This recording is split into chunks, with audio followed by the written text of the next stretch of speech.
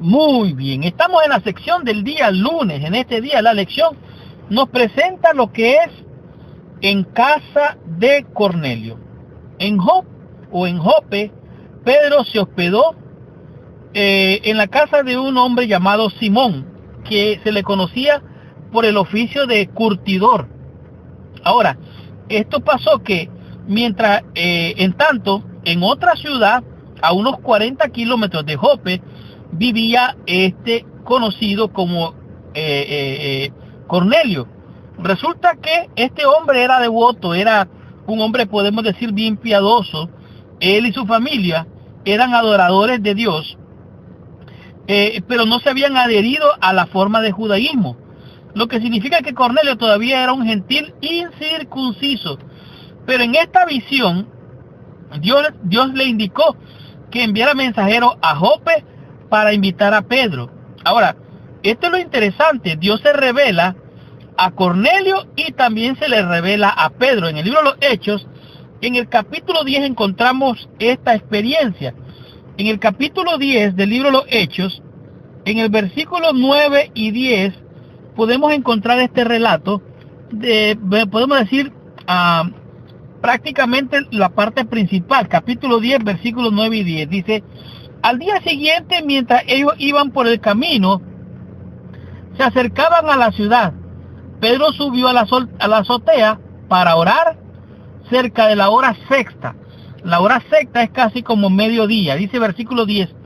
Y tuvo hambre y quiso comer, pero mientras le preparaban algo, le sobrevino un éxtasis.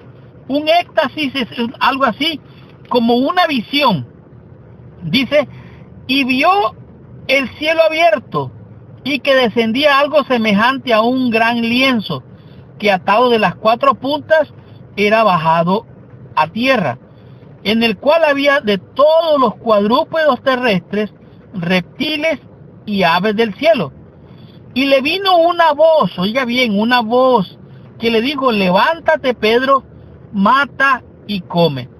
Aparentemente aquí está diciendo en la visión que Pedro debería levantarse, matar para comer. Pero recuerde, este es un lienzo, es como quien dice una sábana donde estaban gráficamente viéndose a este animales.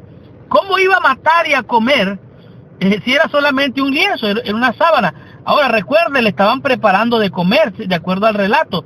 Versículo 14, entonces Pedro dijo: Señor, no, porque ninguna cosa común o inmunda he comido jamás. Aquí pareciera ser como quien dice, Dios llama la atención con esta figura para llamar la atención de Pedro.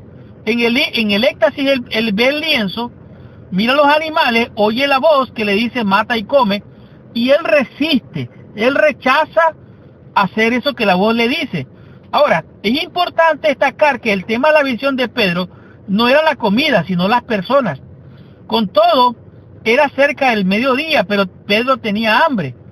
Y Dios no utilizó la visión para eliminar la distinción entre los animales limpios e inmundos, sino para manifestar a Pedro el carácter inclusivo del Evangelio. ¿Por qué dice esto? Bueno, si usted lee el versículo 28 en adelante, aquí dice más claramente. Resulta que Cornelio también se le reveló esto, y ellos fueron a buscar a Pedro a la casa del curtidor. Y entonces llegan allí, se encuentran con Pedro, y ahora dice versículo 25, cuando Pedro entró, salió Cornelio a recibirle y postrándose a sus pies, adoró. Aquí hay algo interesante. Pedro casi es adorado. Entonces él le dice, versículo 26, mas Pedro se levantó diciendo: levántate pues, yo mismo también soy hombre. Y hablando con él entró y halló a muchos que se habían reunido, y les dijo: vosotros sabéis cuán abominable es para un varón judío juntarse o acercarse a un extranjero, pero a mí me ha mostrado Dios que a ningún hombre llame común o inmundo. Aquí es claro, es preciso, es exacto, que la revelación que recibe Pedro es relacionado a los hombres. que a ningún hombre llame yo común o inmundo. Inmundo eran animales que se encuentran en el capítulo 11 de Levítico, y ahí mismo se encuentran los animales limpios, los que se podían comer, y de esto es lo que parecía tratarse la visión. La visión tenía la intención de explicar, dice, explícita, de quebrar la resistencia de Pedro contra los gentiles. La concepción de Pedro era que él se contaminaría con aquellos que no eran judíos. Los judíos del siglo I de Judea y de sus alrededores no se relacionaban con los gentiles incircuncisos. El problema era la teología de ellos. Era una teología exclusiva. O sea, lo que hacía era segregar, separar, rechazar a las demás personas. Excluía a los gentiles. Esta idea era una perversión de la teología de Israel. Israel como nación había sido levantada para alcanzar al mundo con el evangelio y del conocimiento de Dios. Sin embargo, esto no cuadraba con la misión.